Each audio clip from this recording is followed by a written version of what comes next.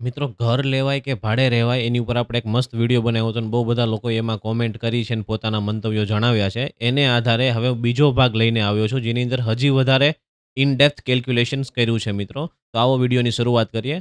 નમસ્કાર, હું છું પ્રોફેસર ભાર્ગવ અને શરૂઆત કરીએ આજના વિડીયોની મિત્રો. તો પહેલા ભાગમાં આપણે જોયેલું હતું કે 50 લાખનું મકાન છે. એ 50 લાખના મકાનની અંદર આપણે 10 લાખ રૂપિયા ડાઉન પેમેન્ટ ભરી છે, 40 લાખ રૂપિયાની લોન કરી છે અને 43 લાખ રૂપિયા બેંકને વ્યાજ ચૂક્યું છે. એટલે 83 લાખ રૂપિયા આપણે ટોટલ ભર્યા છે રૂપિયા 50 લાખના મકાનની સામે. અને એની સામે આપણે કેવું રોકાણ દેખાડ્યું હતું મ્યુચ્યુઅલ ફંડમાં કે ભાડે રહેવાનું છે અને ભાડે રહીને ડિફરન્સની એમાઉન્ટ જે છે એ ડિફરન્સની એમાઉન્ટનું આપણે એસઆઈપીથી ઇન્વેસ્ટમેન્ટ કરવાનું છે. એની વેલ્યુએશન 20 વર્ષ પછી થશે 2 કરોડ રૂપિયા. તો વાત કરીએ આપણે એ જ પહેલા ઓપ્શનની કે પહેલા ઓપ્શનમાંથી તમારા ખિસ્સામાંથી ખરેખર કેટલા રૂપિયા ગયા છે. તો 10 લાખનું ડાઉન પેમેન્ટ, 40 લાખની લોન અને 43 લાખ રૂપિયા વ્યાજ, એટલે કે ટોટલ 93 લાખ રૂપિયા તમારા ખિસ્સામાંથી એ મકાન ખરીદવા માટે ગયા છે મિત્રો. હવે એ વાત બરાબર છે. ઘણા લોકોએ કોમેન્ટ મારી છે કે ભાઈ મકાનની કિંમત એ 2 કરોડ રૂપિયા થઈ જાય. તો ભાઈ તમારું જે રોકાણ છે એ 50 લાખનું ઘર 2 કરોડનું નથી થયું. અહીંયા ખાસ ધ્યાન રાખજો. એટલે 50 લાખના 2 કરોડ થયા છે તો 4 ગણા રૂપિયા થયા છે. પણ એ ઘરના કિંમત 93 લાખ રૂપિયા છે. કારણ કે તમે 93 લાખ રૂપિયા કોસ્ટ ચૂકવી છે અને 93 લાખના 2 કરોડ થયા છે. એટલે કે ઓલમોસ્ટ જોવા જઈએ તો 2 ગણા જ રૂપિયા થયા છે. કારણ કે ભાઈ 20 વર્ષમાં તમે એકવાર તો ઘર મેન્ટેનન્સ કરાવશો અને કલર કામ કરાવશો અને રિફર્નિશ કરાવશો એટલે 1 કરોડ રૂપિયા પહોંચી જાય. એટલે રૂપિયા તમારા 4 ગણા નથી થયા આ ઓપ્શનમાં, એ રૂપિયા તમારા 2 જ ગણા થયા છે. હવે આગળની ગણતરી મિત્રો અહીંયાથી જ ચાલુ થાય છે કે ભાઈ 50 લાખ રૂપિયાના આપણા મકાનની વાત કરીએ તો એ 50 લાખ રૂપિયામાં તમારે નીચેથી મકાન નથી આવવાનું. આપણે સુરત જેવી સિટીમાં કે અમદાવાદ, વડોદરા જેવી સિટીમાં તો 50 લાખ રૂપિયામાં ફ્લેટ આવવાનો છે. તો મિત્રો આપ સૌ જાણો છો કે ફ્લેટની શરૂઆતની જે કિંમત હશે એ વધશે. પણ એક સમય એવો આવશે 10 વર્ષ પછી કે એની કિંમત છે ને એ સ્થિર થઈ જાય. કારણ કે એની સ્ટ્રક્ચરની લાઈફ લિમિટેડ છે ભાઈ.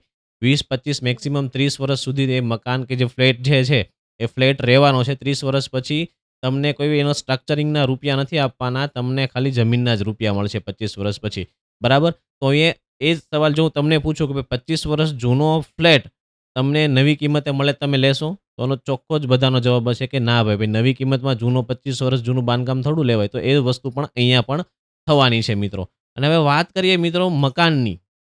તો ભાઈ પ્લોટ લઈને મકાન બાંધવાની વાત કરીએ તો એ 50 લાખમાં થવાનું નથી મિત્રો. 60,000થી માંડીને 1.25 લાખ સુધીના આપણા ભાવ ચાલે છે સ્ક્વેર ફીટના. 100 સ્ક્વેર ફીટનો પ્લોટ હોય તો 70 લાખથી 90 લાખ રૂપિયાનો તો ખાલી પ્લોટ થાય મિત્રો. અને એની અંદર બાંધકામની વાત કરીએ તો 30 લાખથી 50 લાખનું બાંધકામ કરીએ તો 1 કરોડથી લઈને 1.5 કરોડ સુધીનું તમારું જે છે એ પ્લોટની ઉપર મકાન બનવાનું છે. 1.5 કરોડ રૂપિયા સુધીનું. અને હવે વાત કરો કે જો આ રૂપિયા તમે લોનથી લેશો તો અગેન 1.5 કરોડની સામે અથવા 1 કરોડની સામે 2 થી 3 કરોડ રૂપિયા છે એ તમારે ભરવાના છે મિત્રો વ્યાજ સાથે.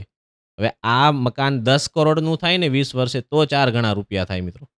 10 કરોડ રૂપિયા થાય તો 4 ગણા રૂપિયા થાય. તો 20 વર્ષ પછી 10 કરોડ કિંમત હશે? એ મિત્રો વિચારજો અને કોમેન્ટ કરજો. અને આ બાબતે કંઈક પ્રશ્ન હોય તો પણ પૂછજો. એની ઉપર આપણે ફરીવાર નવો વિડીયો બનાવશું. હવે આપણે એનો જે બીજો ઓપ્શન જે હતો એની ઉપર આપણે ફરીવાર આવી જઈએ છીએ કે એ ઓપ્શન છે કે જેમાં આપણે શું કરવાનું હતું, ભાડે રહેવાનું હતું, હોમ લોનનો હપ્તો નહોતો ભરવાનો અને જે ડિફરન્સ એમાઉન્ટ આવતી હતી ત્યારે જે આપણે એક્ઝામ્પલ લીધું કે ભાઈ 34,000ની સામે આપણે 15,000 ભાડું ભરીએ છીએ અને બાકીની જે એમાઉન્ટ જે છે એ એમાઉન્ટનું આપણે એસઆઈપી કરીએ છીએ. તો એ એસઆઈપીમાં આપણે ઓછામાં ઓછું જે રિટર્ન હતું એ 12% રિટર્ન લીધું હતું અને ભાડું મેક્સિમમમાં મેક્સિમમ 15,000 રૂપિયા લઈ લીધું હતું. પણ હાલ ક્યાંય 15,000 રૂપિયા ભાડું આપણા એરિયામાં નથી મિત્રો. અને જો 12% રિટર્નની જો આપણે વાત કરીએ છીએ તો એ વેલ્યુ જે છે આપ સૌ જાણો છો કે 2 કરોડ રૂપિયા થશે.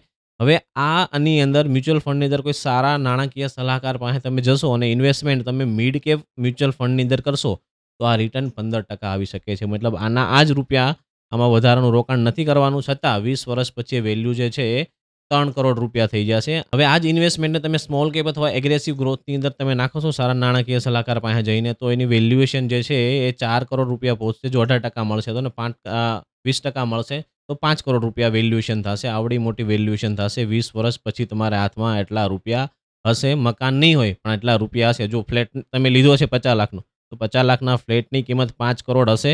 એ તમે વિચારીને મને કહેજો મિત્રો. અને હજી આની અંદર એક મહત્વની વાત તો બાકી રહી ગઈ છે મિત્રો, જે આપણે સૌથી પહેલા જોવાનું હતું કે 50 લાખના મકાનમાં આપણે 10 લાખ તો ડાઉન પેમેન્ટ ભરી દીધું છે.